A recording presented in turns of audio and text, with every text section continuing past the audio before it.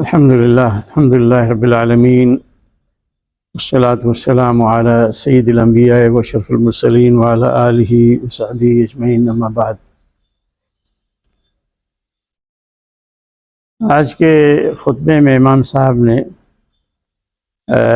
ذوالحجہ کا پہلا عشرہ، اس کی فضیلت اور اس کی اہمیت کے بارے میں گفتگو کی، اور پھر آخر میں یوم عرفہ کی فضیلت بیان کی۔ تو فرماتے ہیں کہ کچھ گھڑیاں ہیں کہ جنہیں اللہ تعالیٰ نے، جن کے اندر بہت زیادہ بھلائیاں رکھی ہیں، کچھ اوقات ہیں کہ جن میں بڑی برکتیں رکھی ہیں۔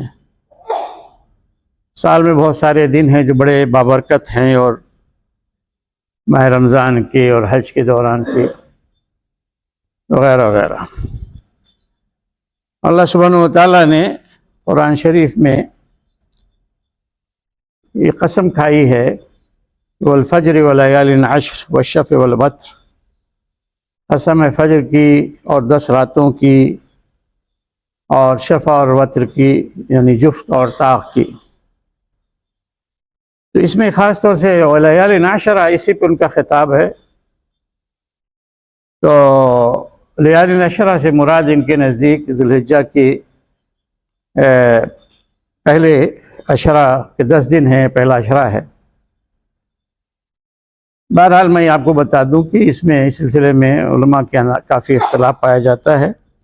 انہوں نے اس کو ایک یعنی گویا طے شدہ مسئلے کے طور پہ بیان کیا ہے کہ لیال عشرہ، جس کا لفظی ترجمہ ہوگا 10 راتیں، 10 دن نہیں 10 راتیں، لیکن عربی میں یہ امکان ہے اس بات کا کہ راتیں بول کے دن اور رات دونوں مراد لیے جاتے ہیں، نہیں 24 گھنٹے۔ تو اس طرح سے دن اس میں شامل ہو سکتے ہیں۔ تو انہوں نے اسے لیال عشرہ سے مراد ذوالحجہ کے پہلے 10 دن مراد لیے ہیں۔ ان کے بارے میں فرماتے ہیں اللہ سبحانہ و تعالیٰ نے انہیں بڑی عزت عطا فرمائی ہے، اور سال کے جو بہترین ایام ہیں ان میں سب سے افضل اس کو قرار دیا ہے، اور اس کی جو فضیلت ہے اور اس کے اندر جو بڑا اجر اور ثواب ہے، اس کے بارے میں رسول اللہ صلی اللہ علیہ وسلم فرماتے ہیں کہ یہ دن ایسے ہیں کہ ان سے زیادہ افضل، بہتر فضیلت والے سال میں اور کوئی دن نہیں ہے۔ یعنی فضیلت میں ان سے زیادہ بڑے ہوئے کوئی دن نہیں ہے، 1 سے لے کر 10 ذوالحجہ تک۔ اور تو لوگوں نے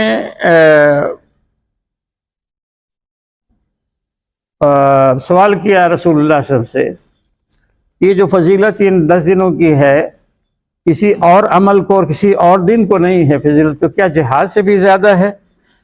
تو اللہ کے رسول صلی اللہ علیہ وسلم فرمایا کہ جہاد کا بھی یہ رتبہ اور مقام نہیں ہے، الا یہ کہ کوئی شخص جہاد کے لیے گھر سے نکلا اپنی جان اور اپنا مال لے کر، اور پھر جہاد ہی میں لگا رہا، واپس نہیں آیا۔ یعنی گویا اس قسم کا اگر مجاہد ہے کہ شب و روز و مستقل لگا رہا، جہاد ہی میں پلٹ کر نہیں آیا، تو وہی اس کے برابر ہو سکتا ہے، ورنہ نہیں۔ تو یہ حدیث اس بارے میں صریح نص ہے کہ کوئی بھی عمل اگر یوں عام طور سے یکساں ہوتا ہے اپنے اجر و ثواب میں، لیکن ان دنوں کی، بعض دنوں کی فضیلت کی وجہ سے، ان کی اہمیت کی وجہ سے، اس عمل کی قدر و قیمت اور اس کا اجر و ثواب جو ہے وہ بڑھ جاتا ہے دوسرے ایام کے مقابلے میں۔ تو گویا یہ فضیلت اسے یعنی زمانے کی وجہ سے اور وقت کی وجہ سے حاصل ہوتی ہے، ورنہ سے سارے دن میں، مثلا نماز آپ پڑھ رہے ہیں، سارے دنوں میں نماز پڑھ رہے ہیں، یکساں ہے، لیکن ان دنوں میں اگر نماز کا اجر بڑھ گیا تو کیوں بڑھا؟ کہ ان دنوں کی فضیلت جو ہے زیادہ ہے، اور اس کی فضیلت کی وجہ سے یہ بڑھا ہے اجر و ثواب۔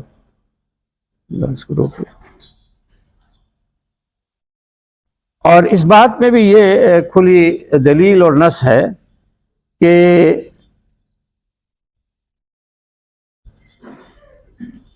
اصل میں ان کی رائٹنگ بڑی وہ ہے، پڑھنا بڑا مشکل ہے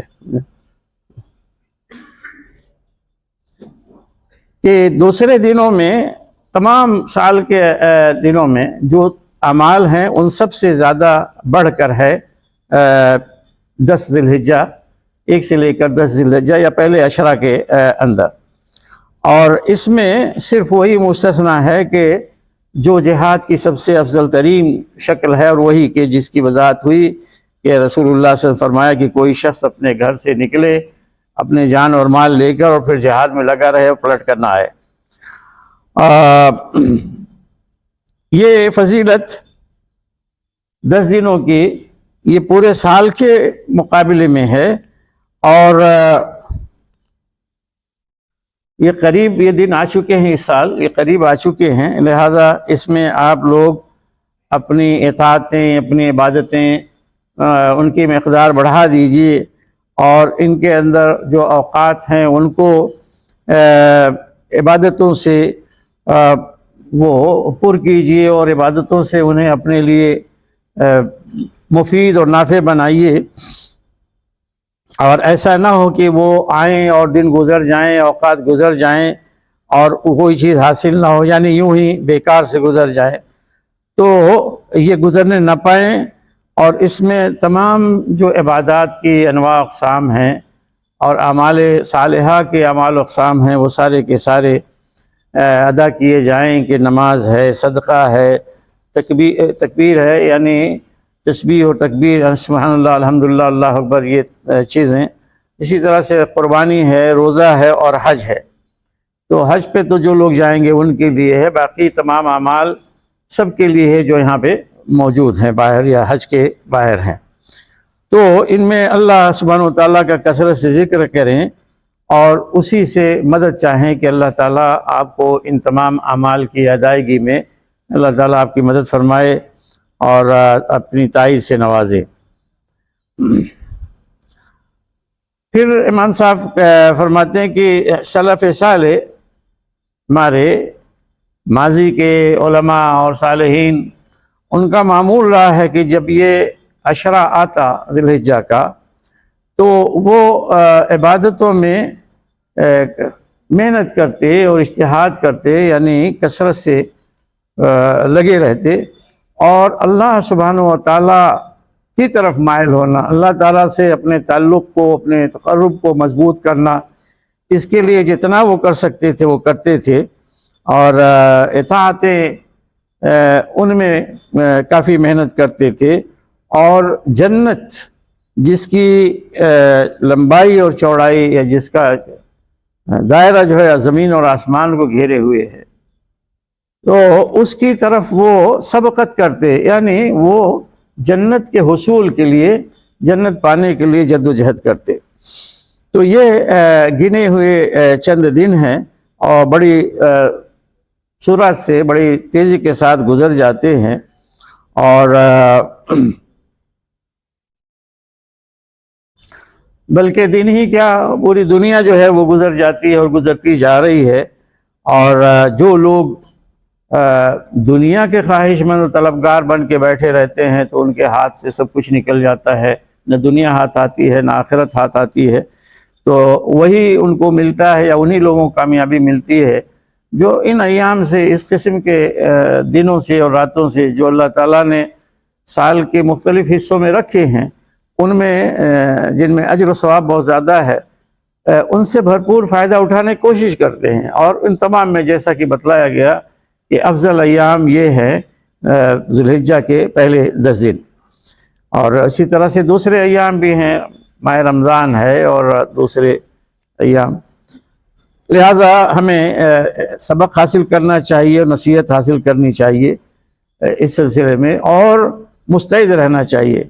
اللہ سبحانہ وتعالیٰ قرآن شریف میں فرماتے ہیں کہ اعوذ باللہ من الشیطان الرجیم، زُيِّنَ لِلنَّاسِ حُبُّ الشَّهَوَاتِ مِنَ النِّسَاءِ وَالْبَنِينَ وَالْقَنَاطِيرِ الْمُقَنطَرَةِ مِنَ الذَّهَبِ وَالْفِضَّةِ۔ میں ترجمہ کرتا ہوں، پوری لمبی آیت ہے، کہ لوگوں کے لیے خوشنما بنا دی گئی ہے پسندیدہ چیزیں، یعنی وہ چیزیں جو دنیا کی ہیں اور پسند ہے انسان کو، وہ خوشنما بنا دی گئی ہیں۔ تو جیسے عورتیں ہیں، بیٹے ہیں، اور ڈھیر سارا سونا اور چاندی ہے، سدھائے ہوئے گھوڑے ہیں، اور اسی طرح سے اونٹ ہیں اور یا مویشی ہیں، اور کھیتی باڑی ہے. لیکن یہ سب کے بارے میں فرمایا کہ ذالک متاع الحیات الدنیا، یہ دنیا کی زندگی کا سامان ہے. یہ چیزیں خوشنما ہے، ہر انسان کو یعنی یہ بات پسند ہے، اس کے دل میں یہ چیز کھبا دی گئی ہے، یعنی مسلم ہو غیر مسلم سب کے لیے، کہ اس کا گھر جو ہے نا ایک اچھی مطلب سنبھالنے والی اور دیکھنے والی بیوی ہو، اس سے اچھے یعنی بیٹے ہوں. اور خاص طور سے اس زمانے میں کثیر تعداد میں بیٹوں کی بڑی اہمیت ہوا کرتی تھی، جس زمانے میں قرآن شریف نازل ہو رہا تھا. وہ شخص بڑا جو ہے نا اس کی بڑی اہمیت ہوتی تھی، بلکہ وہی اسی بنیاد پر وہ خاندان کا، وہ قبیلے کے سردار بن جایا کرتا تھا. اس کے پاس 10-15 بیٹے ہیں، کیونکہ وہ طاقت کا ایک ذریعہ ہوتے تھے. تو یہ چیزیں اچھی لگتی ہیں. پھر اسی طرح سے سونا اور چاندی کا ڈھیر، جس کو نہیں اچھا لگتا.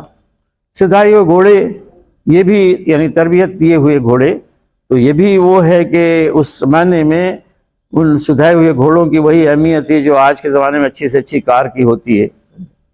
تو وہ نہ صرف یہ کہ سواری کے لیے اور گھومنے ٹہلنے کے لیے، بلکہ میدان جنگ میں اور لڑائی کے لیے بھی کام آتے تھے. اور پھر جب اسلام آیا تو وہ گھوڑے بیکار قسم کی لڑائی سے ہٹ کر جہاد کے لیے استعمال ہونے لگے.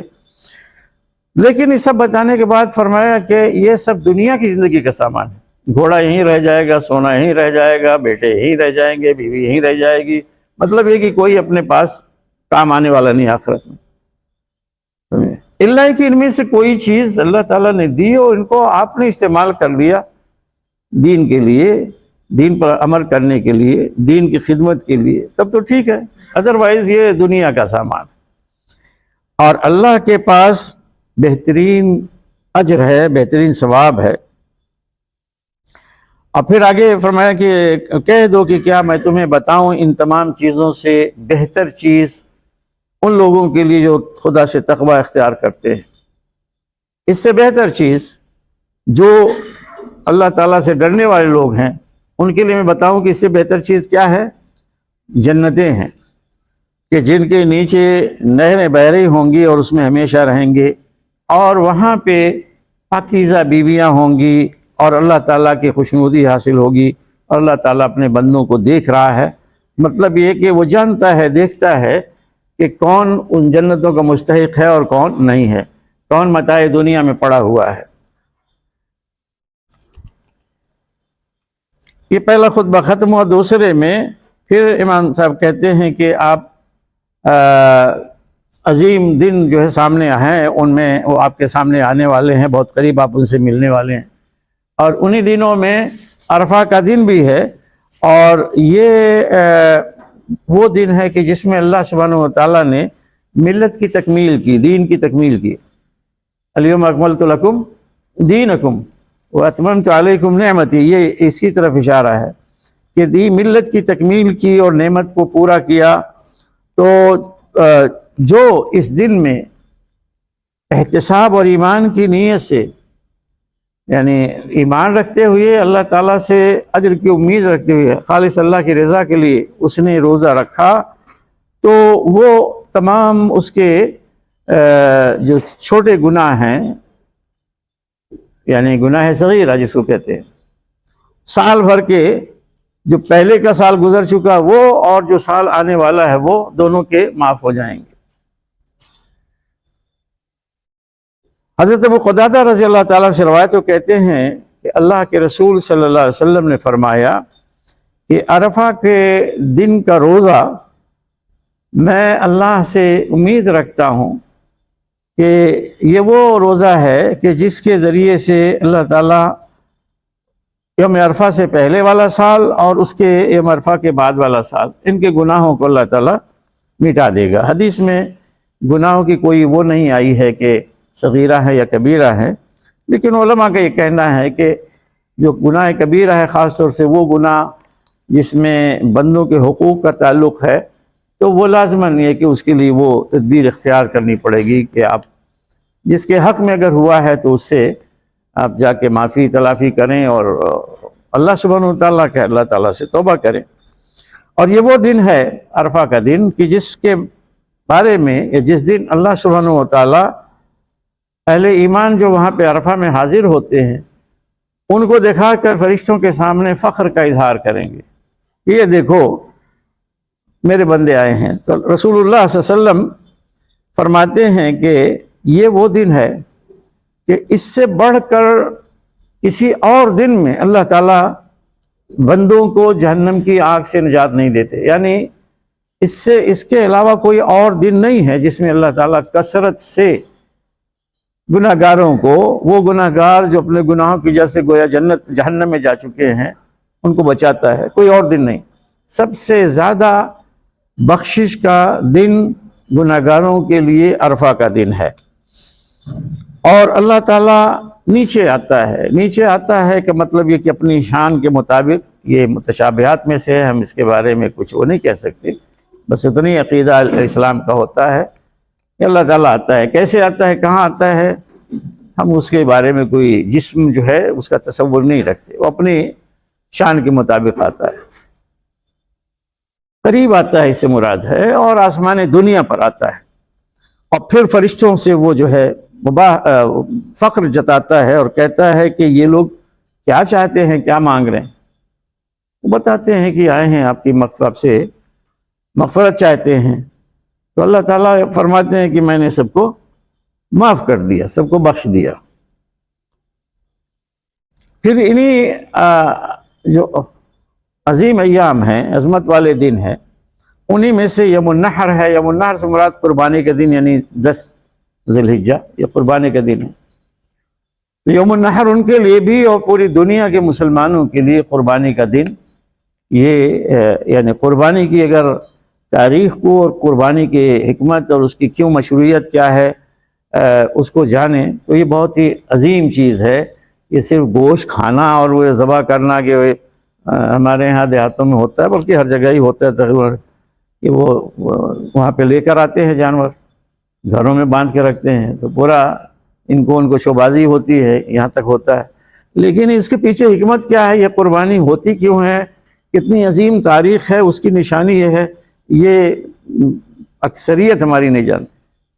تو یوم النحر جو ہے یہ حضرت ابراہیم، حضرت اسماعیل علیہ السلام کی نشانی۔ باپ اپنے بیٹے کو ذبح کرنے کے لیے تیار ہو گیا اور بیٹا ذبح ہونے کے لیے تیار ہو گیا، سمجھا؟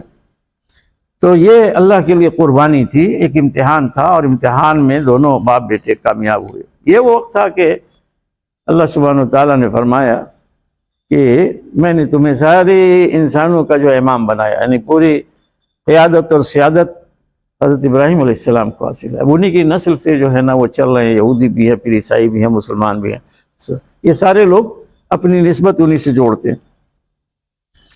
تو یوم النحر یہی حج اکبر کا دن ہے، جیسا کہ رسول اللہ صلی اللہ علیہ وسلم فرمایا کہ افضل الایام عند اللہ یوم النحر ثم یوم القر، کہ سب سے بہترین دن اللہ تعالیٰ کے نزدیک یوم النحر ہے، قربانی کا دن ہے، پھر یوم القر ہے۔ یوم القر سے مراد 11ویں کا دن، اور ایام تشریق جو ہے شروع ہو جاتے ہیں حجاج کے لیے۔